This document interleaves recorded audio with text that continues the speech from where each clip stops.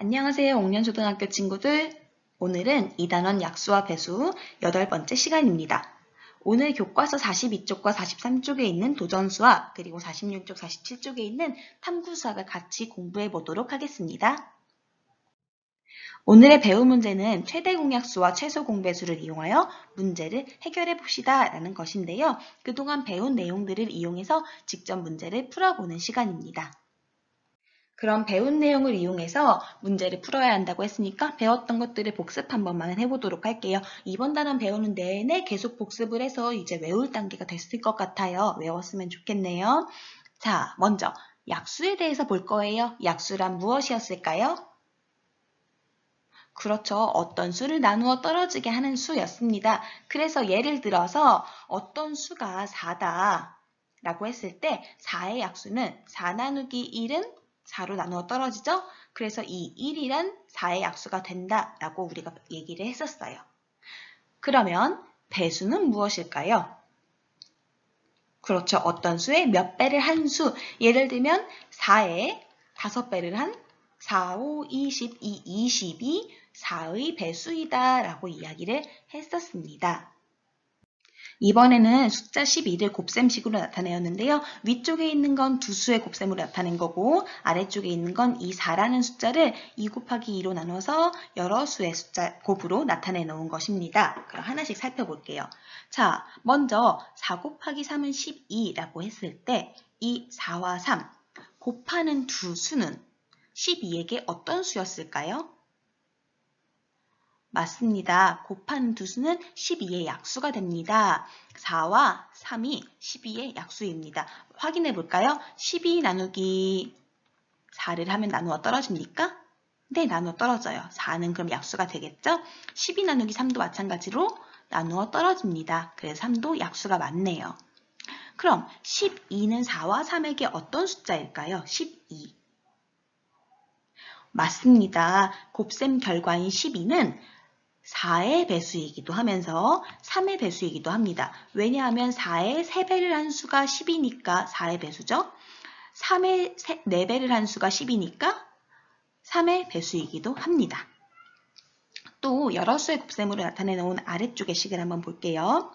이렇게 곱셈 속에 있는 12를 곱셈식으로 나타냈을 때 이 곱셈을 이루고 있는 이 숫자들은 곱셈 결과의 약수이다. 예를 들어서 여기에 있는 2라든지 3이라든지 이것들은 12의 약수이다 라는 것도 배웠어요.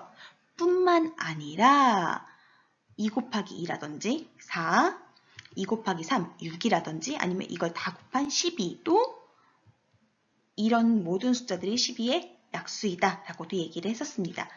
그리고 여기 나와 있진 않지만 이 전체 식에다가 1을 곱해도 똑같기 때문에 1은 모든 수의 약수이다라는 것도 이야기를 했었습니다. 그러면 자, 8의 약수 한번 찾아볼게요, 여러분. 그렇죠. 8 곱하기 1은 8이니까 그 다음 2, 4, 8 그 다음 없죠. 그래서 8의 약수는 1, 2, 4, 8이고요. 12의 약수도 찾아볼게요. 그렇죠. 1, 12를 곱하면 10이고요. 그 다음 2, 6, 12 또요. 3, 4, 12 좋아요. 그래서 1, 2, 3, 4, 6, 12가 12의 약수입니다. 여기에서 1과 2와 4처럼 선생님 지금 무슨 말 하려는지 알겠죠? 네, 두 수의 공통된 약수를 무엇이라고 할까요? 맞습니다. 공약수라고 해요. 그 중에서 4처럼 가장 큰 걸 최대 공약수라고 합니다. 그럼 한 가지 더. 그럼 이번엔 배수 구해볼게요. 2의 배수 한번 구해봅시다. 6개를 작은 순서대로 구해주세요. 그렇죠. 1은 2, 2, 2, 4, 2, 3은 6, 2, 4, 8, 2, 5, 10, 2, 6, 12 이렇게 구하면 되겠네요. 배수는 끝없이 커질 수 있어서 선생님이 여기다 점점점 써줬어요. 그 다음에 3의 배수는 어떻게 있을까요? 또 작은 수부터 6개 구해봅시다. 잘하셨습니다. 3일은 3, 3이 6에서 3, 6, 18까지 나오면 되겠지요. 자, 이렇게 2의 배수가 나왔고 3의 배수가 나왔어요. 여기에서 6과 12처럼 선생님 또 뭐 하려는지 알겠죠? 그렇죠. 두 수의 공통된 배수를 뭐라고 할까요? 맞습니다. 공배수라고 합니다. 그 중에 가장 작은 수는 최소 공배수라고 해요. 그러면 지금 2의 배수와 3의 배수에서 본다면 최소 공배수는 무엇일까요?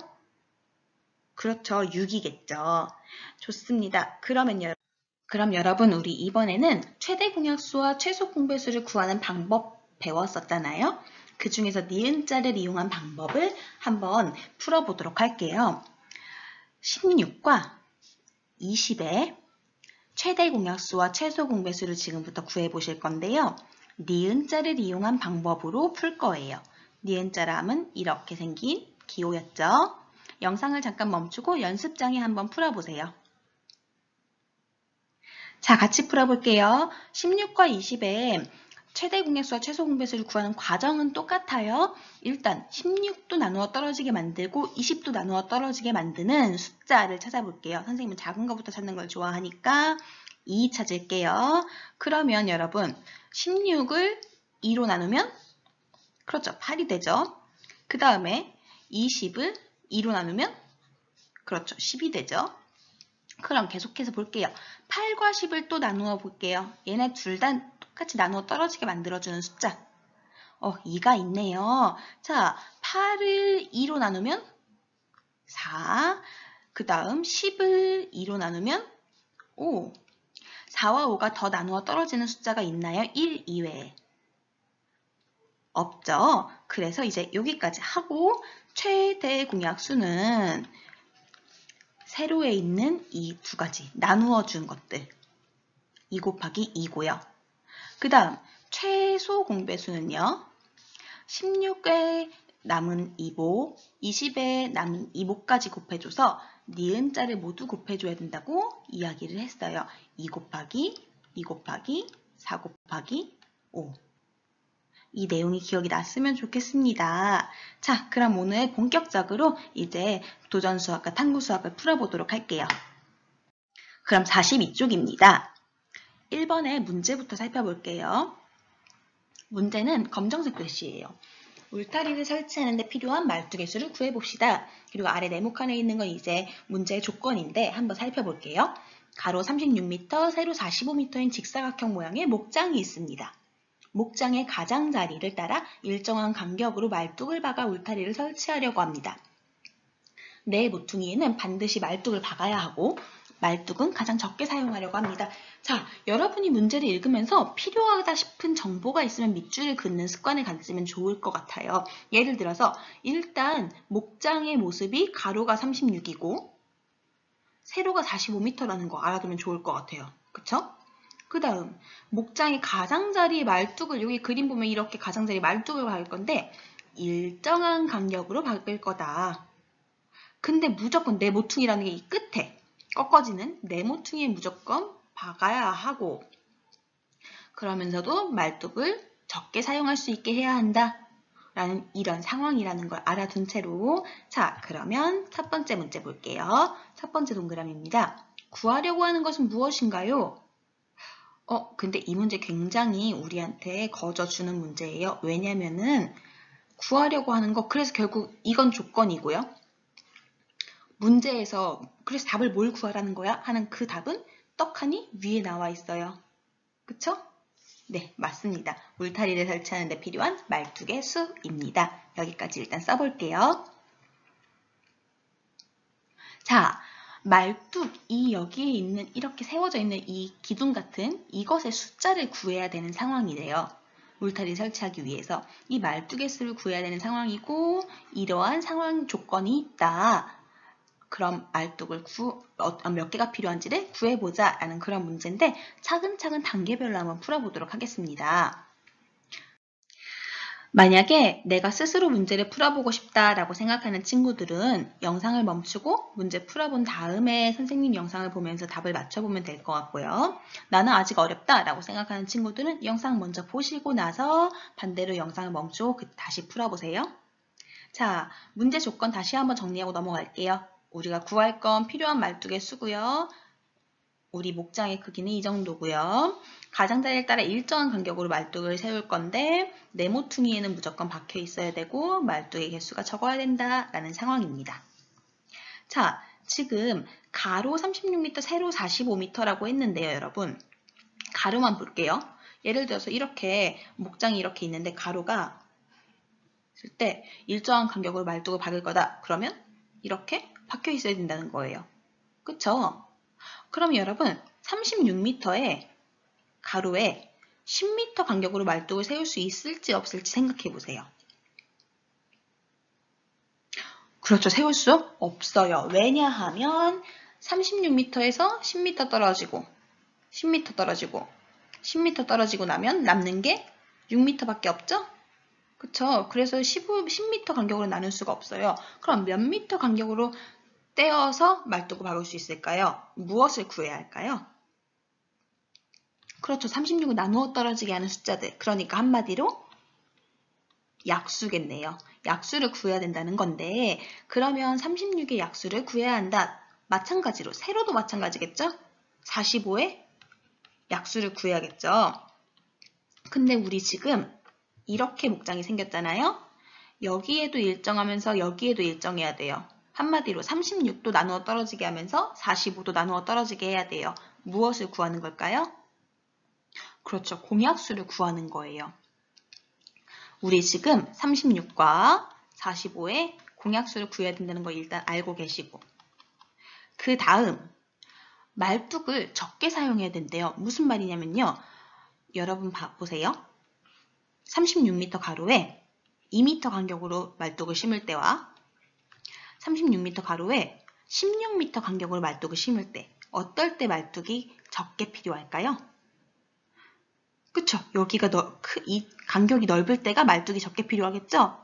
그러니까 얘네들을 나눠주는 이 간격, 약수를 가장 큰 걸 구해야 돼요. 공약수 중에 가장 큰 거? 최대 공약수겠죠? 최대 공약수를 구하는 문제입니다. 일단 최대 공약수를 구해보도록 합시다. 최대 공약수 구하는 방법이 여러 가지 있지만 니은자 이용해서 풀어볼게요. 선생님은 자, 36과 45의 최대 공약수 두 수를 공통으로 나누는 가장 작은 수, 물론 큰 수를 쓰셔도 상관없어요. 선생님은 작은 거부터 할게요. 자, 36에서 3을 나누면 얼마가 돼요? 네, 12. 그 다음에 45에서 3을 나누면 얼마일까요? 15입니다. 자, 12와 15를 공통으로 나누어주는 수, 또 뭐가 있을까요? 작은 거. 그렇죠. 3이 있어요. 12 나누기 3은 4, 15 나누기 3은 5. 더 나누어 떨어지지 않습니다. 그럼 이 문제에서 최대 공약수는 세로에 있는 이거 두 가지 곱한 거라고 했죠? 최대 공약수는 9입니다. 까지 구했어요. 자, 여기까지 구해놓고 계속 볼게요. 근데 여러분 구했다고 신나게 답을 구했으면 안 되는 게 우린 지금 그냥 이 최대 공약수를 구했을 뿐이고요. 문제에서 구하라고 하는 건 필요한 말뚝의 수였어요. 이 최대 공약수의 역할은 뭐였냐면 이렇게 목장이 있을 때 여기에다가 일정한 간격으로 떨어져서 말뚝을 세울 건데 가로가 36m야. 그러면 여기를 9m씩 떨어져서 세우면 되겠구나 하는 그 역할이 최대 공약수였어요. 세로가 45m다. 그러니까 여기도 9m씩 떨어져서 말뚝을 세우면 되겠구나 하는 역할이었어요. 이게 최대 공약수의 역할이었어요. 우린 이제 말뚝의 수를 구해야 돼요. 한번 구해볼게요. 자, 36에서 9를 나누면 이렇게 4칸이 나누어지겠죠? 그러면 지금 말뚝이 일단 여기 필요할 거고요. 여기도 필요할 거고요. 여기도 필요할 거예요. 그래서 4칸으로 나눴죠. 그 다음 세로는요. 이렇게 45m를 9m씩 나눴으니까 여기도 말뚝이 세워져야 될 거고 9m, 9m, 9m 이렇게 해서 5칸으로 나눌 수 있을 거예요. 이쪽도 마찬가지겠죠? 36m니까 4칸으로 나누기 위해서 이렇게 이쪽 세로는 5칸으로 나누기 위해서 이렇게 될 거예요. 그런데 문제에서 내 모퉁이에도 말뚝이 있어야 된다고 했어요. 말뚝의 개수 구할 수 있을까요? 자, 말뚝 지금 9m 간격으로 잘 세워져 있는지 확인해 볼게요. 여기서 시작해서 9m를 갔더니 여기 9m를 가서 18m째 여기 18m에서 또 9m에 가서 27m짜리에 여기 27m에서 또 9m에 가서 여기 끝에 세웠더니 딱 36m 되네요. 그쵸? 그럼 세로도 볼게요. 여기 다시 세로니까 0부터 시작해서 9m 가서 세웠어요. 또 9m 가서 18m째에 세웠어요. 27m째에 세웠어요. 36m째에 세웠고요. 또 9m 가서 45m째가 되니까 딱 끝이 됐네요. 아, 딱 나눠지네요. 그쵸? 그럼 이제 말뚝의 개수 구하면 되겠죠? 말뚝의 개수는 그래서 여기 있는 것들을 세어보면 먼저 하나, 둘, 셋, 넷, 다섯, 여섯, 일곱, 여덟, 아홉, 열. 열하나, 열둘, 열셋, 열넷, 열다섯, 열여섯, 열일곱, 열여덟. 18개가 정답입니다. 이렇게 꼭 세어보지 않아도 구할 수도 있는데요. 예를 들면 지금 가로가 36m고 그걸 9m 간격으로 띄어서 심는 거잖아요.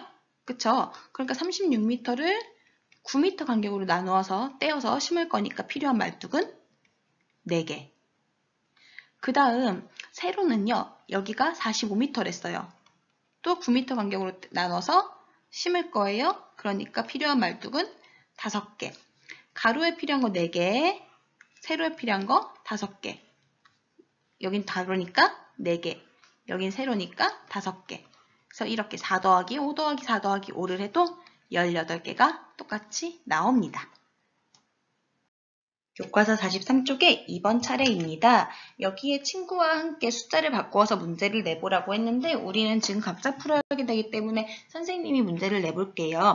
여러분 배운 공책 꺼내셔서 배운 공책에 지금 바로 나와 있는 문제를 옮겨 쓸게요. 일단 4교시 수학이고 최대 공약 수와 최소 분배수를 이용하여 문제 해결하기라는 배운 문제가 있고요. 1번 문제입니다. 영상 멈추고 문제를 옮겨 쓴 다음에 풀이 과정과 답을 써보세요. 답은 수업 마친 마지막 부분에서 보여드리도록 하겠습니다. 자, 다 풀었으면 계속 공부를 해보도록 하겠습니다. 교과서 46쪽입니다. 10간 12지를 알아볼까요? 라고 쓰여 있어요. 여러분 여기 1번에 있는 내용을 보시면요. 어디서 봤던 것 같지 않아요? 맞아요. 우리 2단원 첫 번째 시간에도 이 10간과 12지에 대해서 얘기를 했었어요. 선생님이 자축인묘, 진사오미 이런 만화 있었다고도 얘기했었죠. 꾸러기 수비대. 그게 이거예요. 쥐랑 소, 호랑이 이런 애들이 나와가지고 이렇게 세상을 지키는 그런 내용이었는데요. 자, 어쨌든 내용을 좀 더 읽어보면요. 우리 조상들은 연도를 나타낼 때 12를 뜻하는 10간과 12종류의 동물을 뜻하는 12지를 사용했대요. 그래서 이것들의 순서대로 짝을 지어서 갑자년, 을충년, 병인년, 정묘년 이렇게 했대요. 그리고 그 해에 태어난 사람의 띠는 여기 정묘년이면 토끼띠, 병인년이면 호랑이띠 이런 식으로 했다고 합니다. 그렇다면 문제 볼게요.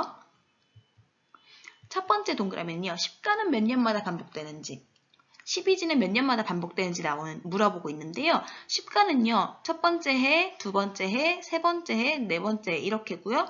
12지도 이렇게 순서대로죠. 자, 몇 년마다 반복되는지 지금 바로 영상 멈추고 써보세요. 간단하죠? 10간은 10년, 12지는 12년마다 반복됩니다. 그렇다면 세 번째 동그라미를 보면요. 평창올림픽이 열린 2018년은 무술년이고 4년 후 동계올림픽이 열리는 2022년은 임인년입니다. 2030년이 무슨 해인지 구하라고 되어 있어요. 우리 첫 번째 시간에 이 10간 12지에 대해서 잠깐 얘기를 할 때 선생님이 이렇게 갑을병정, 10간, 자축인묘, 12지 이렇게 써준 다음에 처음 시작은 갑자부터 시작합니다. 그래서 갑자 다음은 을축, 병인, 정묘, 무진, 기사, 경호, 신미, 임신, 계유 이렇게 간 다음에 10간은 한 바퀴 돌아서 갑으로 가고 12지는 그 다음에 있는 술이 나와서 갑술년이 되어 했던 거 기억나시죠? 자, 그렇다면 이렇게 10간과 12지가 있을 때 2018년이 무술년이래요. 2018년이 무술년이면 여기 무, 그 다음 술은 여기에 있어요. 그럼 2019년은 무슨 년일까요? 2019년. 그렇죠. 바로 다음에 있는 기해년이겠죠. 2020년은요? 경, 그 다음 한 바퀴 돌아서 자년일 거예요. 2021년은요? 신축년. 2022년은요? 임인년. 맞네요. 임인년. 그쵸? 그렇게 여러분 차례대로 하셔서요. 2030년을 구해보세요. 임인년으로부터 8년 뒤입니다. 8년 뒤면 무슨 해인지 지금 영상 멈추고 구해보세요.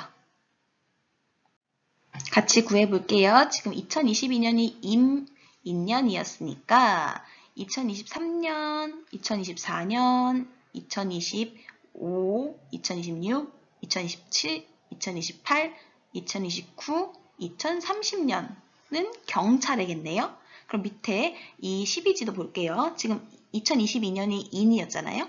2023, 2024, 2025, 2026, 2027, 2028, 2029, 2030년. 2030년은 무슨 해인가요? 그렇죠. 경술년입니다. 46쪽 마지막 동그라미 보면 자신이 태어난 해의 이름은 무엇인지 알아보세요 라고 했어요. 여러분 이거 우리 첫 번째 시간에 구하기까지 했어요. 언제 구했냐면 선생님이 이 10간 12지를 설명하면서 2005년은 의류는이 어때요 여러분? 여러분 대충 2008년, 2009년 이쯤 태어났죠? 그래서 2006년은 무슨 년이고 2007년은 이렇게 구했었어요. 그래서 여기 2009년은 기축년이기 때문에 축에 해당하는 여러분 소띠 맞나요? 이렇게까지 이야기를 했었습니다. 자, 이거 보지 마시고 지금 다시 한번 또 구해보세요. 영상을 멈춘 다음에 이걸 안 보이게 선생님이 이렇게 좀 참 보이죠 다. 근데 그래도 안 보이게 이렇게 지울 테니까 자, 이 영상 멈추고 2009년은 무슨 년인지 2007년 정해년부터 시작해서 구해보도록 하세요. 47쪽으로 갈게요. 47쪽에 있는 문제 제일 윗부분에 보면 이렇게 큰 표가 나와 있고요. 빈칸에 간지를 써놓으세요 라고 하고 있어요. 여기서 말하는 간지라는 건요. 이렇게 10간과 12지가 있을 때 이것들을 조합해 놓은 걸 간지라고 하는데요. 예를 들어서 맨 앞에 있는 갑자, 뭐 이렇게 을축 여기 있죠? 갑자와 을축 이렇게 조합한 걸 간지라고 한대요. 그래서 지금 여기 신해에서 끝났어요. 신해는 여기 있네요. 그럼 그 다음 뭐가 와야 될까요? 그렇죠. 그 다음은 임 그리고 자가 와야겠죠? 이런 식으로 여기 임자 이렇게 쓰라는 거예요. 그 다음은요. 임 다음이니까 개가 와야 되고 축이 와야겠네요. 개축 이렇게 채우라는 겁니다. 지금 영상 멈추시고 이 간지를 채워주세요. 답 맞춰볼게요. 임자, 개축, 갑인, 을묘, 병진, 정사, 무오, 기미, 경신, 신유, 임술, 개해, 갑자, 을축, 병인, 정묘, 무진, 기사, 경호, 신미, 임신, 개유, 갑술, 을해 이렇게 나오면 됩니다. 답 맞춰보세요. 그럼 그 다음에 있는 동그라미를 보면요. 간지가 몇 년마다 반복되냐고 해요. 무슨 말이냐면요, 여러분. 여기 지금 똑같은 간지가 2번 나와요. 예를 들면 갑자년이라고 써있는 게 2번 나오거든요. 찾았어요? 저 여기도 갑자가 있고요. 여기도 갑자가 있어요. 1년, 2년, 3년, 4년, 5년, 6년, 7년, 8년, 9년, 10년, 11년, 12년. 그 다음 여기까지니까 12년이 2번이니까 24년, 36년, 48년, 60년이 지나니까 갑자가 왔네요. 60년 만에 왔대요. 아, 간지는 60년 만에 와요. 이거 왜 60년 만에 오는지 우리 같이 구해볼게요. 우리 선생님이 첫 시간에 이 얘기를 하면서 간지는 이 갑자 이거는 60년마다 돌아와서 그래서 환갑잔치를 해요 라고 얘기했던 거 기억나시죠? 네, 그 이야기입니다. 왜 60인지 한번 살펴볼게요. 일단 10가는 10개가 있었죠? 그렇기 때문에 10가는 10개가 반복되니까 10년마다 한 번씩 돌아와요. 12지는 12개가 있었어요. 그래서 12개가 반복되니까 12년마다 반복돼요. 첫 해로부터 20년째가 되면 10간이 한 바퀴가 돌아요.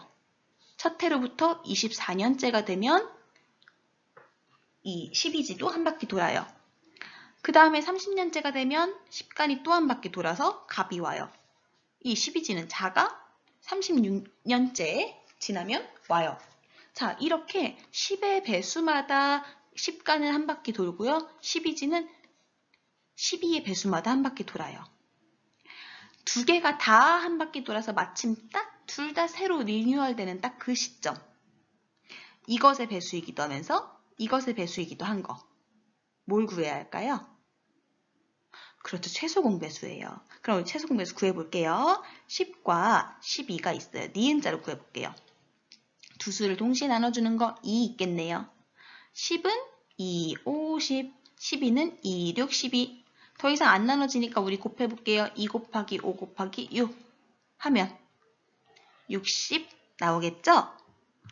그래서 이 부분은 60년이라고 답이 나오는 겁니다. 이제 왜 60년마다 간지가 돌아오는 건지 이해가 되셨나요? 좋습니다. 마지막으로 배운 공책 2번으로 최소 공배수에 관련된 문제 하나만 더 풀어보고 오늘 수업을 마칠 건데요. 2번 문제 한번 볼게요. 가로가 9cm, 세로가 15cm인 직사각형 모양의 카드를 늘어놓아 만들 수 있는 가장 작은 정사각형 한 변의 길이는 몇 cm일까? 라고 되어 있어요. 아까 1번 문제는요. 큰 직사각형을 정사각형으로 쪼개고 싶다 이거였고요. 이번에는 작은 직사각형 카드를 모아서 쭉 늘어놓았을 때 이게 여러 개 돼서 정사각형을 만들 건데 그때 정사각형 한 변의 길이를 구하라는 거예요. 영상을 멈추고 지금 문제 한번 풀어보도록 하세요. 답은 잠시 후에 공개하겠습니다. 잘 풀어보셨습니까? 우리 이제 같이 한번 풀어보도록 할게요. 먼저 아까 풀었던 배운 공책 1번의 문제입니다.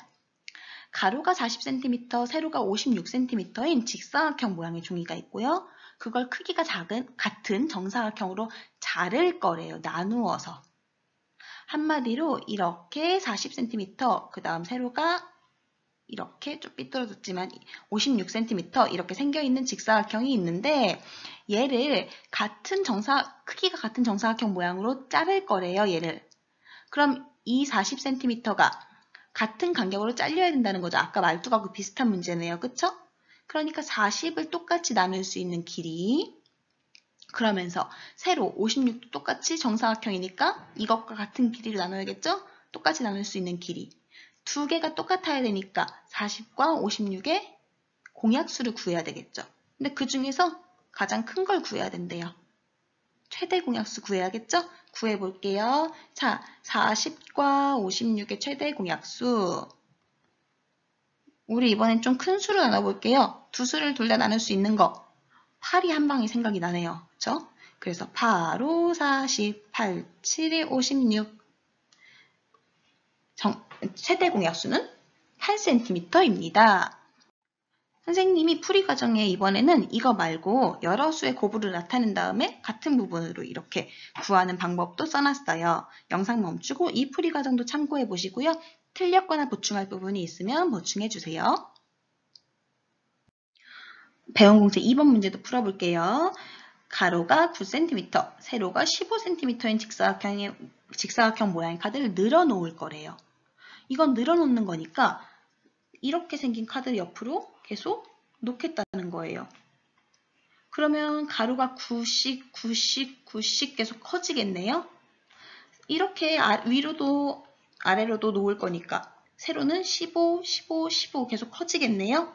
자, 그랬는데 정사각형이 되어야 하니까 그렇게 커지는 길이, 여기 길이와 이렇게 커졌을 때 여기의 길이가 똑같아야 된다는 거예요.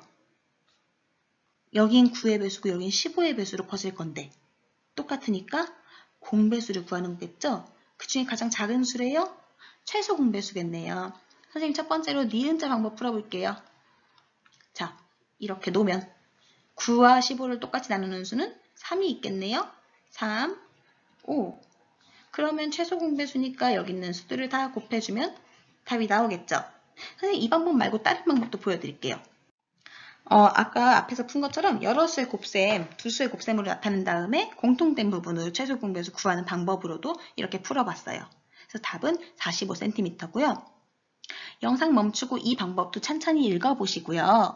여러분이 어떤 방법으로 풀었어도 괜찮아요. 만약에 9의 배수와 15의 배수를 각각 구해서 공통적인 걸 구하는 방법, 우리 최소 공배수랑 공배수 처음 배울 때 했던 방법 있잖아요. 9의 배수는 9, 18, 27, 36, 45, 54 이렇게 계속 커질 것이고 15의 배수는 15, 30, 45, 60 이렇게 커질 거니까 공통된 거 45, 가장 작은 거 45네 이렇게 구해도 맞아요. 어떤 방법을 사용해도 좋습니다. 다음 시간에는요. 약수와 배수 2단원의 정말 마지막 시간이에요. 얼마나 알고 있나요를 풀어볼 건데요. 그 전까지 모르는 거나 틀린 것들 다 복습해서 채워오길 바랍니다. 고생 많이 하셨습니다. 여기까지 수학 수업 마치겠습니다.